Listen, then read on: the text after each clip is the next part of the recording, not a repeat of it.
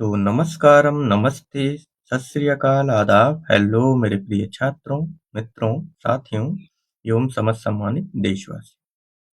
स्वागत है आप सभी का आप ही के YouTube चैनल एस फिजिक्स में।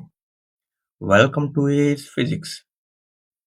मित्रों, हम लोग बात कर रहे थे प्रीवियस ईयर क्वेश्चंस की, जो कि यूपीजीडीसी, यूपीएचईएससी, पॉलिटेक्निक लेक्चरर, यूपीजीआईसी और इस तरह की विभिन्न परीक्षाओं में आए हुए हैं। और हम लोग इस सीरीज में बात कर चुके हैं यूपीजीडीसी 2020 की परीक्षा में आए हुए सभी प्रश्नों के सॉल्यूशंस यानी हल देख चुके हैं। और अब हम स्टार्ट कर रहे हैं यूपीएचईएससी की परीक्षा, जो 2020 की वैकेंसी थी और 2021 में हुई थी, उसमें आए हुए प्रश्न पत्रों के हल।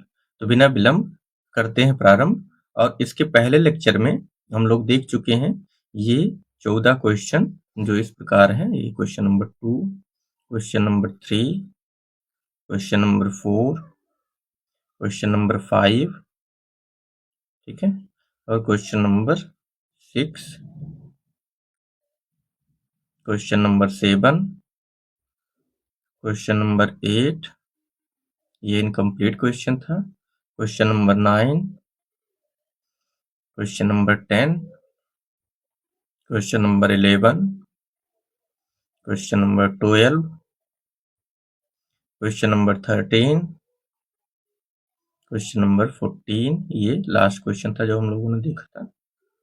और यहाँ पे अब हम लोग क्वेश्चन नंबर 15 की बात कर रहे हैं। तो क्वेश्चन नंबर 15 क्या कहता है?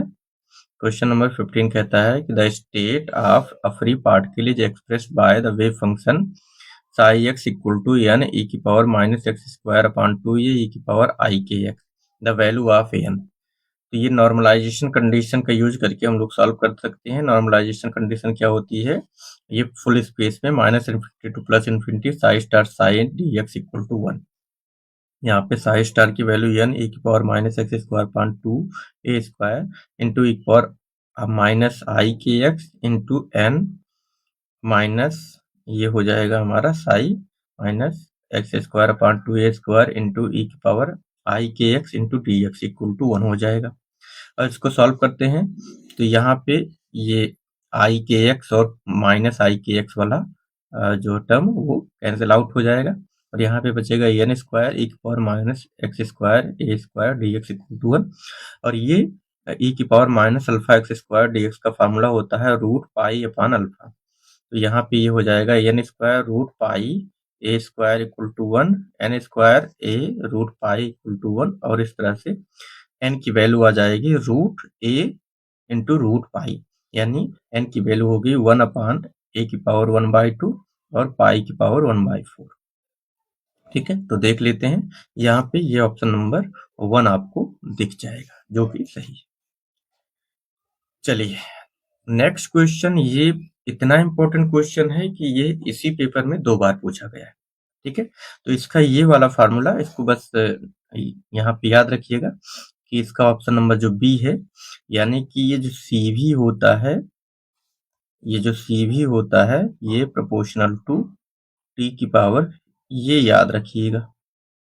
ठीक है, तो इसमें दिख भी रहा होगा कि केवल यही टर्म है जो टी की पावर 3 में है। अच्छा, आर क्या है? आर क्या है? एन के बी सॉरी, जो है गैस कांस्टेंट है। ठीक है, जहां एन एवोगाड्रो नंबर, के बी क्या है? ये बोल्ट्जमैन कांस्टेंट है। तो ये एक्सप्रेशन कुछ इस तरह से होके आएगा। यहाँ टी की पावर याद रखना, आगे फिर यही क्वेश्चन पूछा गया है जो हम आपको बताएंगे। ठीक है, और ये question number 17, according to Kronig Penney model with increase in energy the width of the allowed energy bands. तो यहाँ पे जो है मैं मेंशन कर दूं कि इस मॉडल में क्या होता है, the width of the sorry एक minute, with increase in energy with half the width of the allowed band increases,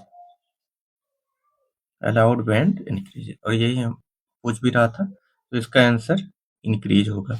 एक और पॉइंट यहाँ से नोट कर लेते हैं, वो है कि विथ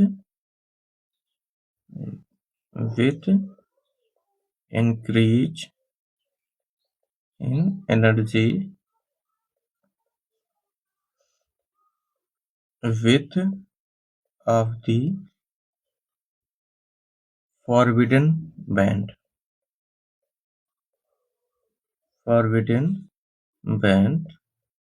decreases, फॉरबिडन बैंड की विड्थ क्या होती है, वो डिक्रीज करती है, जबकि एनर्जी बैंड इंक्रीज करते हैं। और जैसे जैसे डिस्टेंस बढ़ती जाती है, आपने देखा होगा कि ये जो है बैंड वो कंटिन्यूअस हो जाते हैं।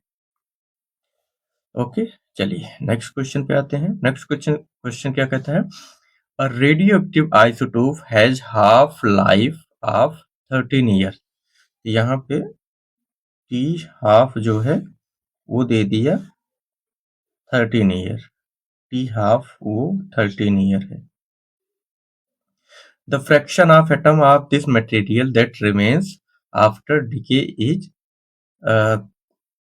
52 ईयर्स। तो यहाँ पे टी जो है वो 52 ईयर्स की बात कर रहा है। यहाँ पे हम number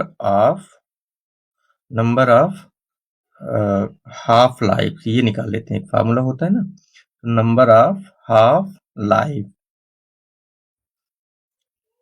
number of half life क्या हो जाता है, n equal to total time upon half, कितने हाफ साइकिल बनेंगे, हाफ लाइफ बनेंगी, तो ये हो जाता है 52/13 और n की वैल्यू आ जाती है 4। ठीक है, तो कितना बच गया है, तो कितना बच गया है इसका फार्मूला होता है n equal to n naught 1/2 1 और ये पावर n। ठीक है, और n नॉट वो इनिशियल अमाउंट था, इनिशियल नंबर ऑफ एटम्स रहे होंगे, और यहाँ पे n नॉट यानी 1/2 की पावर 4 और ये जो है n नॉट अपॉन 16। ठीक है, तो n equal to n naught upon 16, ये इतना बच जाएगा। तो ये हमारा आंसर, आसान क्वेश्चन है। ठीक है, चलिए नेक्स्ट क्वेश्चन पे करते हैं। Which of the following is a fermion? देखो हमने पहले न्यूक्लियस की बात की थी। न्यूक्लियस में क्या होता है कि अगर हम देखते हैं कि अगर न्यूक्लियस की बात कर रहा है तो उसमें हम देखते हैं कि कितने प्रोटॉन और कितने न्यूट्रॉन है। तो यहाँ पे हम सिंपल फार्मूला देख लेते हैं, ये है कि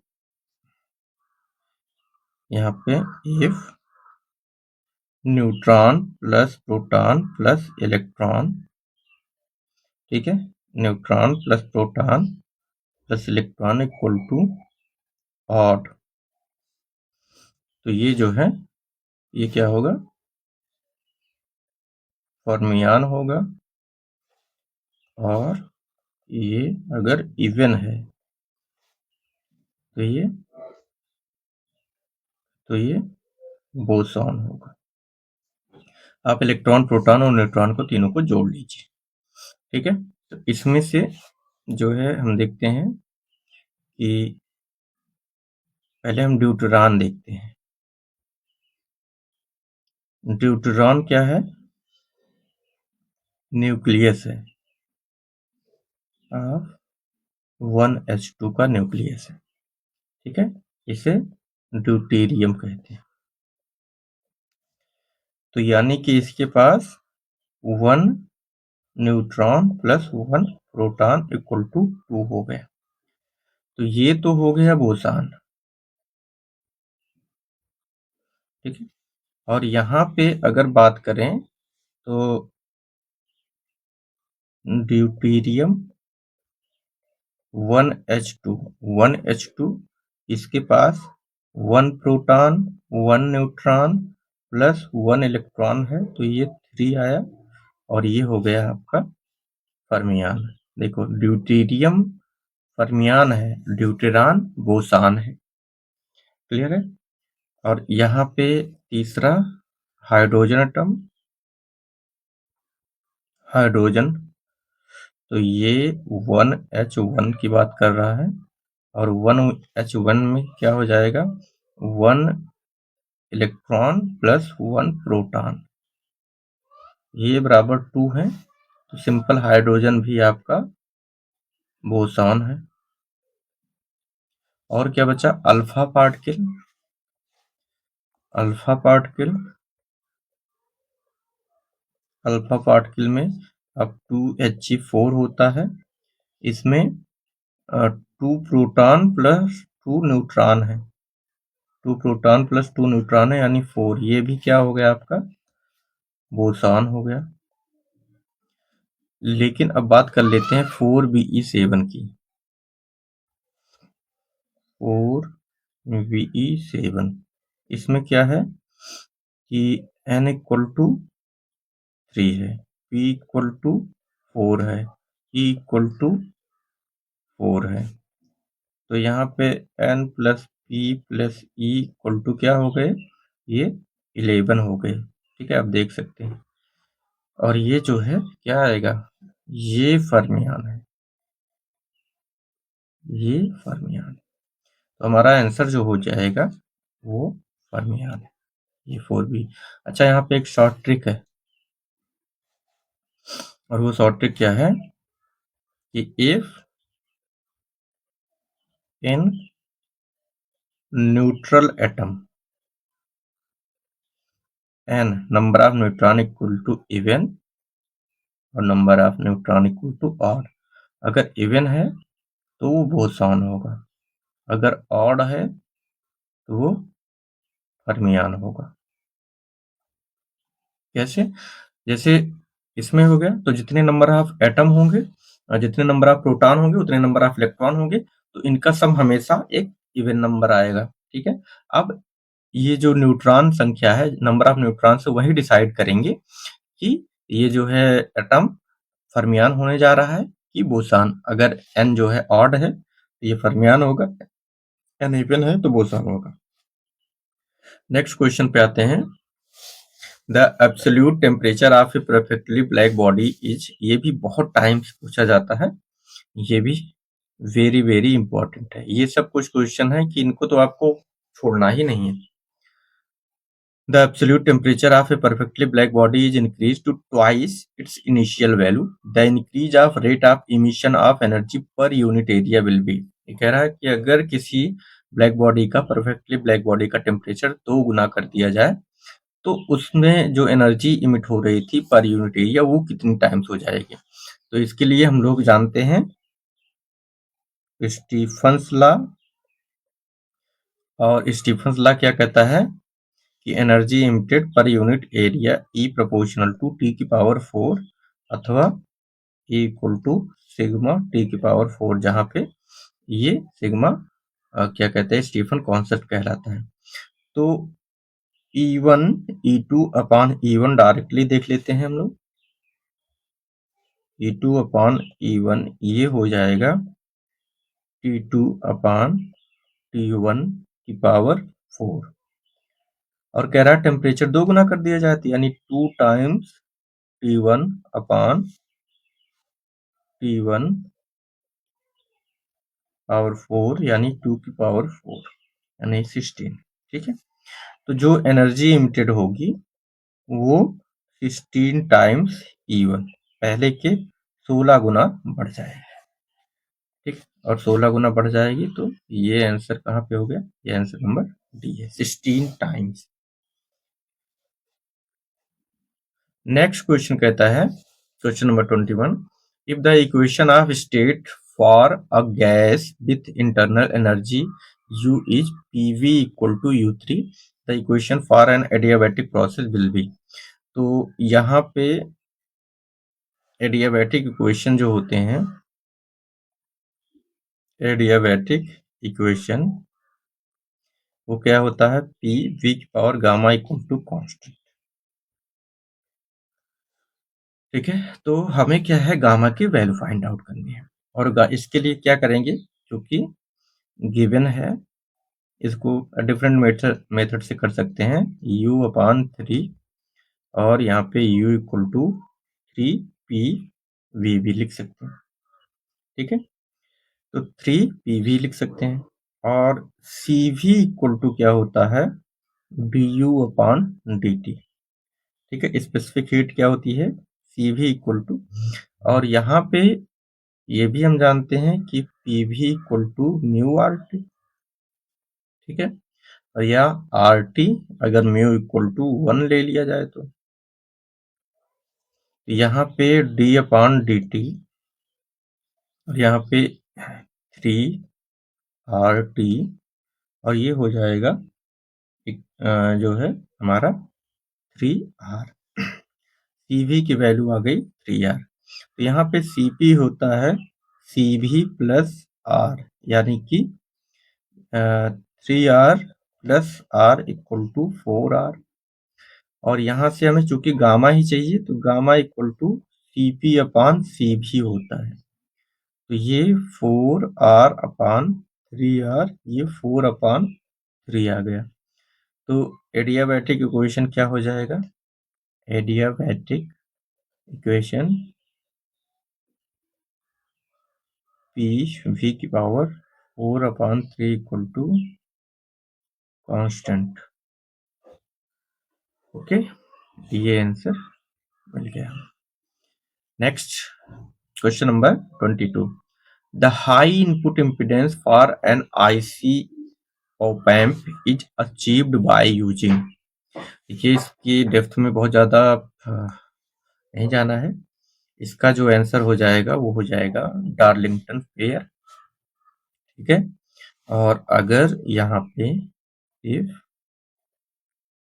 option C is not present, अगर ऑप्शन सी नहीं है तो यहाँ पे इसका आंसर हो, ये भी मतलब FET भी हो जाता है।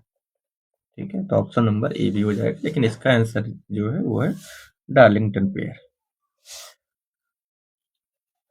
क्लियर। अब यहाँ पे क्वेश्चन नंबर 23 की तरफ आते हैं। When a curve of the type y equal to a b की power x is fitted to the following data। ये x की वैल्यू है 2, 3, 4, 5, 6, y की वैल्यू है 144, 172.8, 2078। तो इनमें से कह रहा है कि ये जो एक्स वाई का डेटा है ये किस कर्व में फिट होगा, किस इक्वेशन में फिट होगा। तो यहाँ पे ज़्यादा कुछ करने की ज़रूरत नहीं है। यहाँ पे हम देख लेते हैं कि ऑप्शन सी से ही हमारा पहला ऑप्शन मिल जाता है। इसको आप देखिएगा, 2 की वैल्यू किस में रख दीजिए, 2 पे ही जो आंसर आ रहा है वो वही मिल जा रहा है। इसको करके आप देख सकते हैं। और नेक्स्ट क्वेश्चन है यहाँ पे क्वेश्चन नंबर 24। यहाँ पे इसका ऑप्शन नहीं लिखा है, तो मैं यहाँ पे इसका ऑप्शन लिख देता हूँ। ये ऑप्शन है, यहाँ पे हो जाएगा हाफ, यहाँ पे हो जाएगा क्वाड्रुप्लेट 4 गुना, यहाँ पे डबल्ड, और यहाँ पे अनचेंज। ये इम्पोर्टेंट क्वेश्चन है और इस तरह के क्वेश्चन आपके नंबर बढ़ाते हैं। देखिए, इसमें हम लोग पहले कुछ फॉर्मूले की बात कर लेते हैं। जैसे क्या है कि वोल्टेज जो होता है इसमें 4 kVT TR, और ये बैंडविथ B की बात कर रहा है, मतलब डेल्टा ओमेगा। ठीक है, ये आपकी बैंड विथ हो जाती है। तो जो नॉइज वोल्टेज होगा वो तो इतना होगा, और इसके अलावा जो नॉइज पावर होती है, नॉइज पावर ये क्या निकल के आती है, ये फार्मूला आप याद रखिएगा, क्योंकि आसानी से इस तरह क्वेश्चन पूछे कम जाते हैं, लेकिन जो पूछे जाते हैं तो इनके सोल्यूशन मिलने कठिन हो जाते हैं। और आप यहाँ पे देख सकते हैं कि 4 केबी टी आर डेल्टा न्यू अपान ये 4R हो जाएगा, तो यहाँ पे हो जाएगा KB T R delta nu. ठीक है, तो यानी कि एनपी का जो फार्मूला आया वो आया केबी टी, यहाँ पे आर नहीं रहेगा, आर तो कट जाएगा, KB T delta nu. Delta nu, जहाँ पे डेल्टा न्यू क्या है, बैंडविड्थ है। तो noise power NP is independent of R, resistance पे डिपेंडेंट नहीं कर रही है।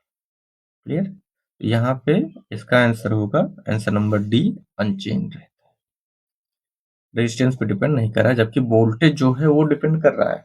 ठीक है, वोल्टेज डिपेंड करेगा, लेकिन नॉइज पावर जो है वो रेजिस्टेंस पे डिपेंड नहीं करेगी। नेक्स्ट क्वेश्चन आते हैं कि ये प्रोबेबिलिटी का क्वेश्चन है, आसान ही है कि 1 bag contains 3 white ball and 2 black ball, another contains 5 white balls and 3 black balls. If one bag is chosen at random and a ball is drawn from it, the chance of its being white is, white होने की probability क्या है? ठीक है, तो पहले तो probability, यहाँ पे देखिए probability क्वेश्चन आसान नहीं होते हैं, तो probability of choosing one bag, भाई 2 बैग है कोई भी है, तो ये हो जाएगा 1/2। ठीक है, अब यहाँ पे probability of choosing white ball from bag 1, अगर बैग 1 से ले रहे हैं तो इसमें 5 कंटेन 3, टोटल 3 + 2 5 बॉल हैं, जिनमें 3 वाइट है और 5 टोटल है। इसी तरह से इसे P1 कर दिया, और इसी तरह से probability of choosing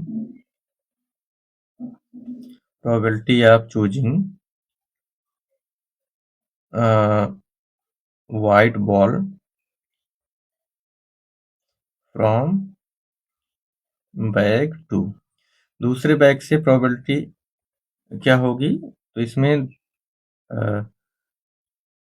3 black ball और इसमें 5 वाइट है और टोटल 8 बॉल है, तो ये 5/8 हो जाएगा। ठीक है, तो यहाँ पे टोटल प्रोबेबिलिटी क्या हो जाएगी, ये P इक्वल टू, चूंकि एक ही बैग चुनना है तो उसकी प्रोबेबिलिटी हाफ होगी, और ये दोनों, इन दोनों की प्रोबेबिलिटी P1 + P2 जोड़ लेंगे, तो ये हो जाएगा 3/5 + 5/8, और ये P हो गया 49/80, आप देख सकते हैं इसको। ठीक है,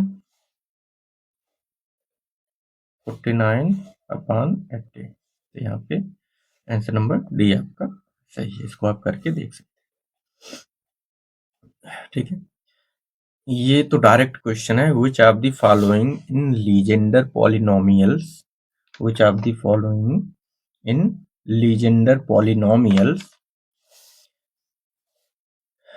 which ये which of the following in legendary polynomials, यहाँ पे थोड़ा सा करेक्शन है, और ये है यहाँ पे रहेगा इज नॉट legendary polynomial, यहाँ पे कौन सा सही फार्मूला नहीं है।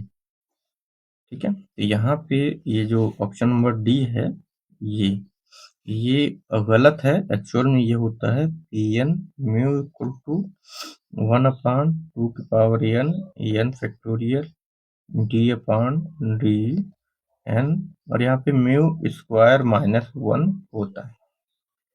ठीक है, तो ये म्यू स्क्वायर -1 होता है, इसलिए बाकी इसलिए ये गलत है। नेक्स्ट क्वेश्चन कहता है if A vector v solenoidal which of the is true. Solenoidal यानी कि इसमें ज्यादा कुछ करना नहीं है।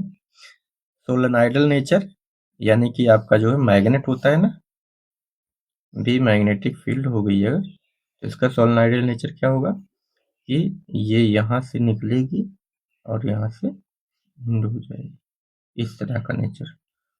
ठीक है, कुंडली की तरह एक घूम घूम के जहां से स्टार्टिंग हो रही है वहीं एंडिंग हो रही है। तो ये जो नेचर होता है इसे हम सोलेनोइडल नेचर कहते हैं, और ये क्या होता है मैग्नेट के लिए। और यहाँ पे जो ऑप्शन है, यहाँ पे ये